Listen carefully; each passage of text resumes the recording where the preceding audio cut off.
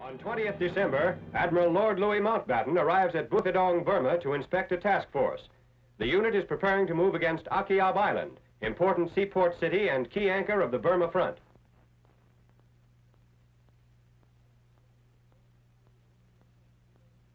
Allied strategy calls for cutting directly across river valleys.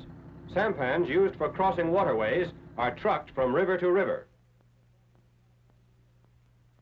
Preparations are made for crossing the Kalapanzin River, next to last waterway lying on the path to Akyab. The final crossing will be over the bay to the island on which Akyab is situated. The island of Akyab was occupied by the Japanese in May 1942. It was immediately made a big naval and air base, and bombing attacks were initiated against Calcutta.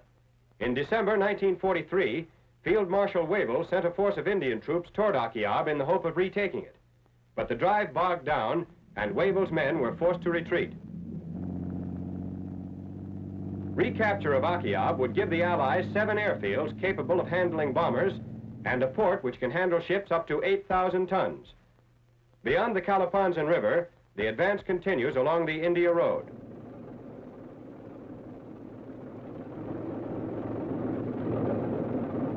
At Foul Point on the Mayu River, troops assemble in invasion craft for landing on Akyab. The island lies 4 miles across the bay in the broad mouth of the river. Burmese villagers on the island had informed Indian Air Force pilots by a signal system that the Japanese had withdrawn. A reconnaissance party confirmed the information, but troop transports move in ready for action in case of a trap. Forces are reported to be the largest combined operation unit ever established in Southeast Asia. Landing is made without a single shot being fired. The only opposition encountered is in the form of numerous booby traps and mines left by the Japanese.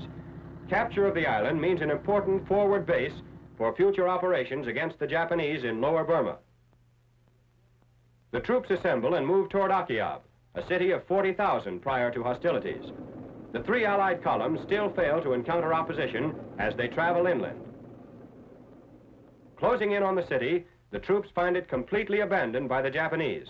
Even the inevitable sniper is missing. But booby traps and mines make search of the jungle city a difficult task.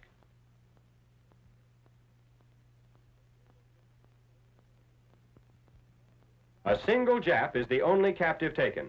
Apparently a straggler, he was picked up on the march toward the city. Seizure of Akyab will free several divisions of Allied troops for the push on Rangoon, where it will permit the British to defend the whole area west of the Burma coastal range with small forces. As soon as the occupation of the island is complete, British officers call a meeting of native chiefs and give them instruction and regulations necessary for military security. To the northeast, in the hills of central Burma, clearing the way through to China, are American troops of the Mars Task Force.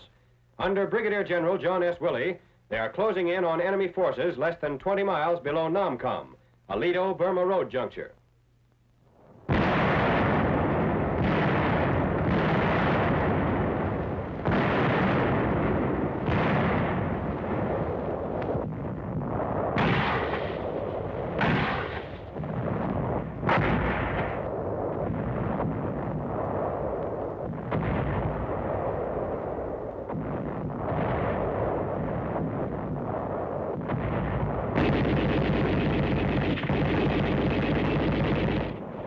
A patrol dashes out of the brush after being pinned down by machine gun fire.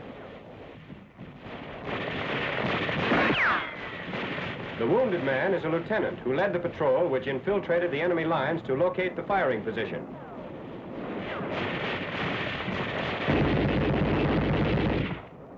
Japs killed by the 3rd Battalion in the Nam Mo Valley, just west of the Burma Road. Meanwhile, Chinese troops are neutralizing remaining strongholds, barring Allied use of the Lida-Burma route into Yunnan province. The movement shown in these films is before the town of Namhkam. The 88th Regiment, 30th Division, negotiates the Shuili River on bamboo rafts. Several crossings are made without detection.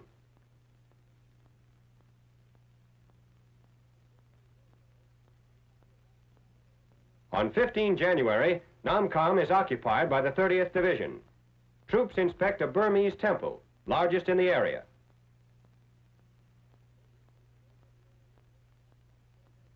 A native reads an OWI leaflet dropped by the 10th Air Force. It mentions the Mars Task Force. The fall of Namhkam is followed by seizure of Wanding and Muzay, removing last obstacles to the overland supply route to China.